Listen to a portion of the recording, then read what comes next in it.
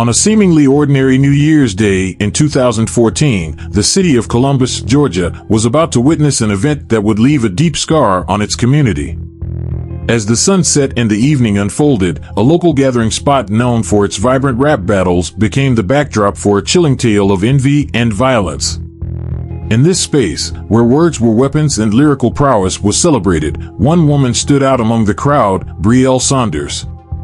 With her sharp wit and undeniable talent, Brielle captivated everyone present during the freestyle rap battle that night. The energy was electric, laughter and cheers filled the air as she effortlessly outperformed her opponents, including three men who were not accustomed to losing. But what should have been a night of celebration took a dark turn.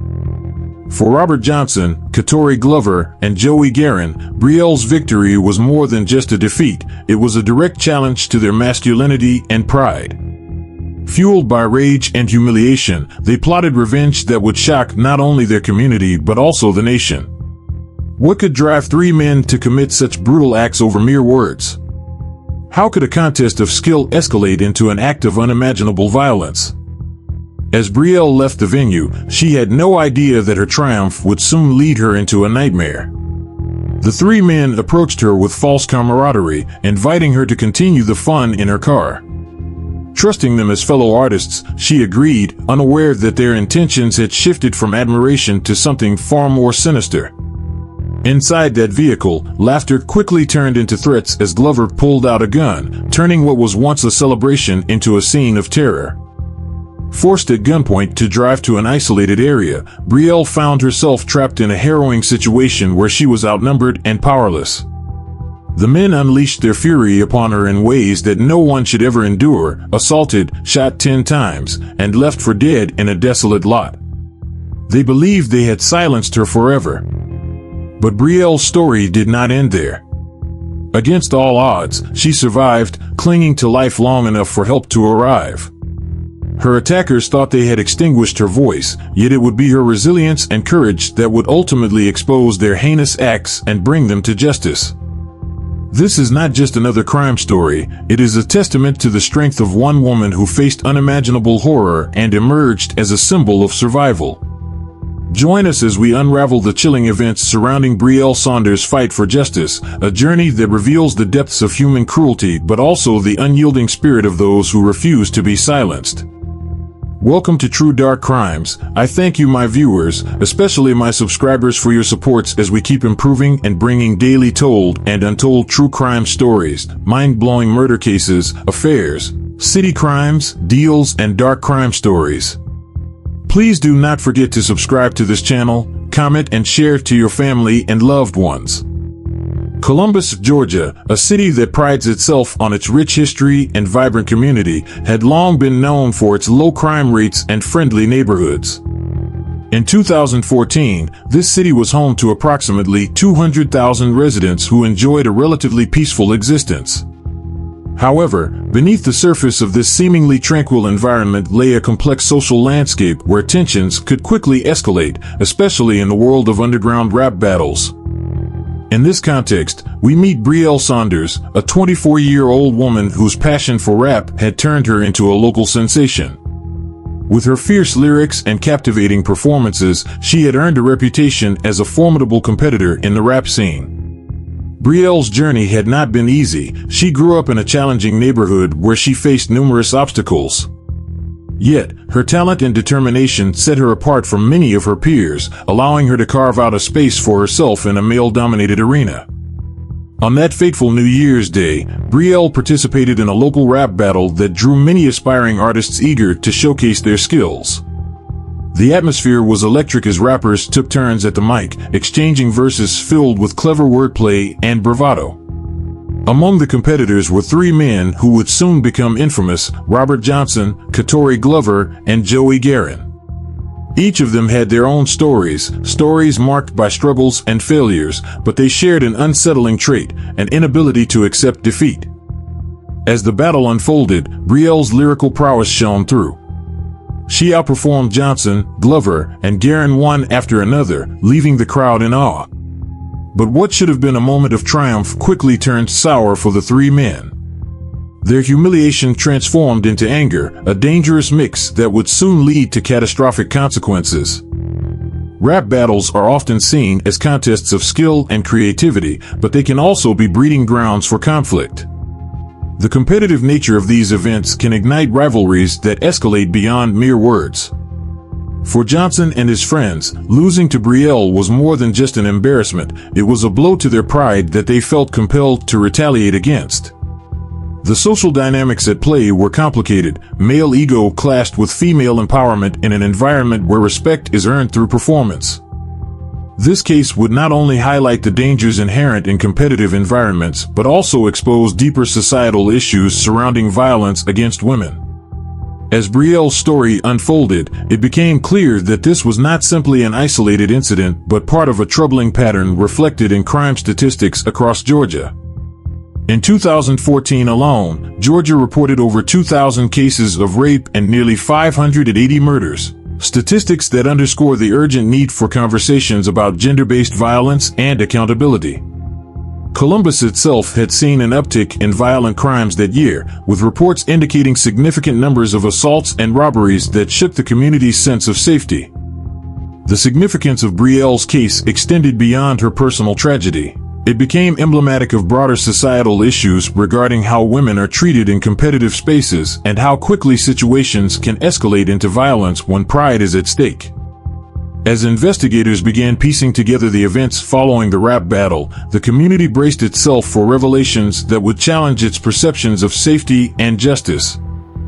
Brielle's ordeal would not only test her resilience but also serve as a critical moment for Columbus. A moment that demanded reflection on how society addresses violence against women and whether justice could truly be served for those who suffer in silence. The evening of January 1st, 2014, began with an air of excitement and anticipation as local rappers gathered at a well-known venue on Garden Drive in Columbus, Georgia. The atmosphere was electric, filled with laughter, camaraderie, and the rhythmic pulse of hip-hop music. This was a sanctuary for aspiring artists, a place where they could showcase their lyrical skills and engage in friendly competition. Among them was Brielle Saunders, a young woman whose talent had already earned her a reputation as one of the fiercest competitors in the local rap scene. As the night progressed, Brielle took to the stage with confidence, ready to face off against her opponents. Her performance was nothing short of mesmerizing. With each verse, she captivated the audience, weaving intricate rhymes that showcased not only her skill but also her ability to connect emotionally through her words. The crowd erupted with cheers as she effortlessly outperformed Robert Johnson, Katori Glover, and Joey Guerin, three men who had entered the battle with bravado but would soon find themselves humiliated. For Johnson, Glover, and Guerin, losing to a woman was an affront to their egos. They had entered the rap battle seeking recognition and dominance, but instead faced defeat at the hands of someone they underestimated. Their initial admiration for Brielle's talent quickly morphed into resentment. As she stood victorious, basking in the applause of the crowd, the seeds of revenge began to take root in their minds. After the battle concluded, Brielle found herself approached by the three men under the guise of continuing the fun. They invited her to join them in her car for an impromptu freestyle session, a seemingly harmless extension of the night's festivities. Trusting them as fellow artists, she agreed without hesitation. However, what started as lighthearted banter would soon turn into a nightmare. Inside Brielle's car, laughter and rhymes filled the air at first. The group exchanged verses, enjoying each other's company while Brielle held her ground with ease. But as time passed and the night wore on, Johnson and Glover exchanged glances that betrayed their growing agitation. The atmosphere shifted from playful to tense. Brielle remained blissfully unaware of the danger that loomed just beneath the surface. Then came the moment that shattered any semblance of safety. Without warning, Glover pulled out a gun, an action that transformed their shared joy into sheer terror. Johnson followed suit, aiming his weapon directly at Brielle. The laughter evaporated instantly. Fear gripped her heart as she realized that this was no longer a friendly gathering but a hostile confrontation. Forced at gunpoint, Brielle was ordered to drive to an isolated location outside the city, a desolate lot where no one would hear her screams. Outnumbered and terrified, she complied with their demands. As they drove into darkness, thoughts raced through her mind. How could this happen? What had begun as a celebration of talent had spiraled into something horrific. Once they reached the secluded area, their intentions revealed themselves in brutal clarity. The men unleashed their fury upon Brielle, assaulting her physically and emotionally while mocking her for daring to defeat them in front of their peers. They viewed her victory not just as a loss, but as an affront to their masculinity that needed retribution. In that empty lot under a cold January sky, Brielle endured relentless violence, shot 10 times by men who believed they could silence her forever. As they left her for dead after dousing her with gasoline and igniting flames that consumed her body, they thought they had extinguished not only her life but also her voice. Yet against all odds, Brielle survived, clinging to life long enough for a passerby to discover her smoldering form hours later.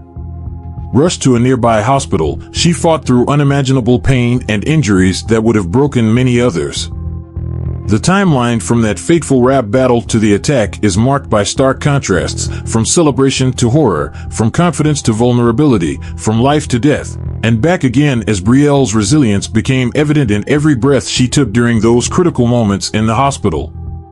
As investigators began piecing together what happened that night, witnesses from Garden Drive came forward with vital information about Brielle's attackers, Robert Johnson, Katori Glover, and Joey Guerin. Their descriptions matched what Brielle could recall despite being heavily medicated and in shock. Forensic evidence collected from both the crime scene and Brielle's body further tightened the noose around these men who thought they could escape justice. DNA samples confirmed their involvement in this heinous act, a brutal crime that would leave seasoned investigators questioning humanity itself. Brielle's story was no longer just about survival, it became a fight for justice, a quest not only for herself but also for every woman who had ever been silenced by violence. As the night wore on, the atmosphere shifted dramatically. What had begun as a celebration of talent and creativity slowly transformed into something far more sinister. In the moments leading up to the attack, cryptic threats lingered in the air, unspoken yet palpable. Brielle, caught up in the excitement of the rap battle and the camaraderie of her peers, remained blissfully unaware of the storm brewing just beneath the surface. In those final moments before she stepped into her car with Robert Johnson, Katori Glover, and Joey Guerin, Brielle felt an exhilarating rush. She had just triumphed in a rap battle that showcased her skills and earned her respect among her fellow artists. Yet, as she exchanged verses with her newfound companions, she couldn't shake off a nagging feeling, an instinct that something was off. The way Johnson and Glover watched her with narrowed eyes, their smiles too tight, sent a shiver down her spine. But she brushed it off. After all, they were fellow rappers sharing a moment of creativity. As they drove away from the venue, laughter filled the car for a fleeting moment. Brielle held her ground with confidence, effortlessly spitting verses that flowed like water. But as the night deepened and they ventured into darker territory, both literally and figuratively, the mood began to shift. The playful banter faded as Johnson and Glover exchanged glances that spoke volumes. Brielle's heart raced as she sensed a change in energy. It was as if a heavy fog had descended upon them, shrouding their true intentions. Then came the moment that shattered any illusion of safety. Without warning, Glover pulled out a gun, aiming it directly at Brielle's face. The laughter evaporated instantly. The air turned icy as Johnson followed suit, brandishing his weapon with an unsettling calmness. In that instant, Brielle's world flipped upside down. She was no longer in control, but rather at the mercy of men who felt their pride threatened by her victory. The terror that gripped her was overwhelming. She had faced challenges before, overcoming obstacles in life and battling for respect in a male-dominated space, but nothing could prepare her for this. Forced to drive to an isolated location under threat of violence, Brielle's mind raced with thoughts of survival. What would they do to her? How had this night gone so horribly wrong? When they arrived at the desolate lot, the atmosphere shifted again, this time into something dark and foreboding. The men ordered her out of the car. Their laughter echoed through the empty space like a haunting melody as they took turns assaulting her. For them, it was a game, a cruel display of power over someone they deemed inferior. For Brielle, it was a fight for survival. Each moment stretched painfully long as she endured relentless violence. Every second felt like an eternity filled with fear and despair. As they mocked her for daring to defeat them in front of others, Brielle fought against hopelessness. She could feel herself slipping away under their brutality but refused to surrender to despair. When their assault finally ended and they attempted to force her into the trunk of her own car, an act that would seal her fate, Brielle saw a glimmer of hope amidst the chaos. With every ounce of strength left in her battered body, she broke free from their grasp and ran into the darkness. Gunshots rang out behind her as Johnson and Glover opened fire, their bullets finding their target again and again. Pain exploded through Brielle's body as she was hit 10 times. She collapsed onto the cold ground beneath her. But even then, she wasn't done fighting. In those critical moments when life hung by a thread, she lay still on that unforgiving asphalt, breathing shallowly and pretending to be dead. As the attackers approached, convinced they had extinguished her life forever, Brielle drew on every ounce of willpower she possessed to remain motionless. The acrid smell of gasoline filled the air as they doused her body before lighting it ablaze, a final act of cruelty meant to erase all evidence of their crime. But Brielle's spirit refused to be extinguished alongside those flames. As the investigation unfolded, the chilling details of that night began to emerge, revealing a tapestry of violence and betrayal. Forensic teams meticulously combed through the crime scene, gathering every piece of evidence that could shed light on what had transpired in that desolate lot. Marks and fragments of clothing littered the ground, a silent testament to the brutality that had unfolded there. The technicians documented every detail, preserving the evidence that would later play a critical role in securing justice for Brielle. The first significant clue came from the DNA collected at the scene. Samples taken from Brielle's body and the surrounding area confirmed the involvement of Robert Johnson, Katori Glover, and Joey Guerin. Their identities matched what Brielle was able to share from her hospital bed, despite her being heavily medicated and in shock. The investigators worked tirelessly, piecing together the events of that harrowing night. Each new discovery solidified the case against the three men and tightened the noose around their necks. Witnesses from the party on Garden Drive began to come forward, recounting their experiences of that evening. Some had seen Brielle leave with three men, identifying them as Johnson, Glover, and Guerin. Others shared snippets of conversations overheard during the rap battle, conversations filled with admiration for Brielle's talent, but also tinged with jealousy and resentment from the three men who could not accept their defeat. These accounts painted a picture of escalating tensions leading up to the attack. As investigators gathered more evidence, they discovered CCTV footage from a nearby gas station. The grainy images showed Brielle's car pulling into the lot just moments before she was assaulted. The footage captured the three men exiting her vehicle, their demeanor shifting from jovial to aggressive as they approached her. This visual evidence became crucial in establishing a timeline for events that night, a timeline that clearly indicated premeditation. With each passing day, more pieces of the puzzle fell into place. Interrogation videos revealed desperation among Johnson, Glover, and Guerin as they attempted to shift blame onto one another. Each man claimed that what happened was consensual, that Brielle had willingly participated in their actions. But their claims were at odds with overwhelming evidence. Brielle's detailed testimony, witness accounts, and forensic findings painted a damning picture of their actions. During these interrogations, Johnson maintained a cold arrogance. He insisted that Brielle had initiated contact and engaged willingly in their activities. Yet even he could not hide his discomfort when confronted with the evidence against him. Glover acted as an enforcer throughout their discussions, his demeanor shifting from bravado to fear as he realized how tightly law enforcement had closed in on them. As investigators continued to unravel this web of deceit, unanswered questions lingered in the air like a dark cloud. What truly drove these men to such brutality? Was it merely pride wounded by defeat in a rap battle? Or were deeper issues at play, issues rooted in toxic masculinity and an inability to accept rejection? The courtroom awaited these answers as Johnson, Glover, and Guerin faced trial for their heinous crimes. The stage was set for a legal battle that would expose not only their cruelty but also reflect broader societal issues regarding violence against women. As Brielle lay in her hospital bed recovering from her physical wounds, 10 gunshot injuries and severe burns, she remained determined to see justice served. Her voice would not be silenced. She would ensure that those who sought to destroy her life would be held accountable for their actions. But even as she prepared to take the stand against her attackers, questions loomed large. Would her testimony be enough? Would society finally acknowledge the epidemic of violence against women? Would justice prevail for her and countless others who had suffered in silence? Stay with us as we delve deeper into this gripping case. The courtroom drama that unfolded next would reveal not just Brielle's fight for justice, but also challenge our understanding of accountability and resilience. As the investigation into Brielle Saunders' brutal assault progressed, unexpected connections began to surface, revealing a disturbing pattern of behavior among her attackers. Robert Johnson, Katori Glover, and Joey Guerin were not merely three men who lost a rap battle. They were part of a larger web of violence that had been simmering beneath the surface of their lives.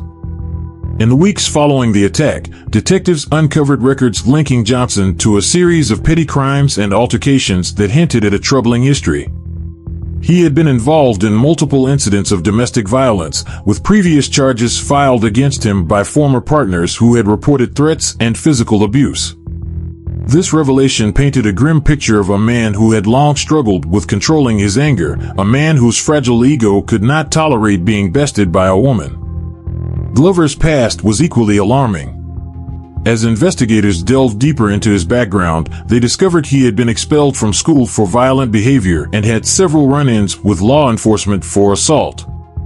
Friends and acquaintances described him as someone who often resorted to aggression when provoked, suggesting that losing to Brielle in the rap battle had triggered something deep within him, a need to assert dominance at any cost.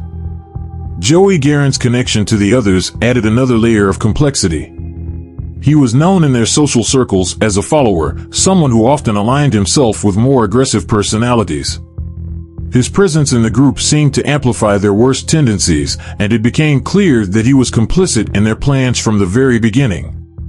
Witnesses later recalled overhearing conversations where Guerin expressed admiration for violent acts depicted in music videos and movies, further indicating the influence of toxic masculinity on his psyche.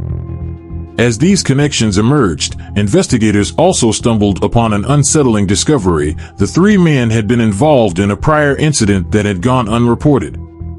A few months before Brielle's attack, they had allegedly assaulted another woman during a similar rap event, but she chose not to pursue charges out of fear.